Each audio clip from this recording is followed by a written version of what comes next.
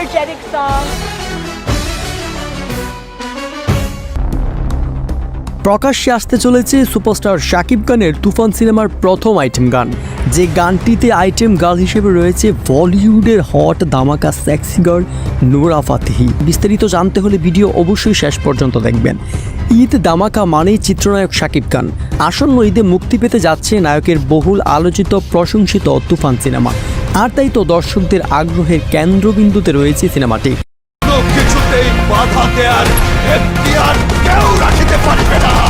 সিনেমার গানটিতে শাকিব খানের বিপরীতে আইটেম গার্ল হিসেবে ডান্স করেছেন বলিউডের জনপ্রিয় item sexy girl Nora Fatehi. এদিকে তুফান সিনেমার আইটেম গান প্রকাশ্যে দ্বারপ্রান্তে। উড়া দুরা শিরোনামে গানটিতে কণ্ঠ দিয়েছেন জনপ্রিয় কণ্ঠশিল্পী প্রীতম হাসান।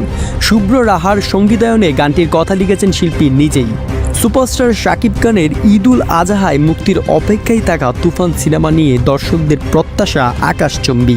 কেননা তুফান সিনেমার মতো সিনেমা 50 বছরে বাংলা ইন্ডাস্ট্রিতে একটি মাত্র আসতে চলেছে।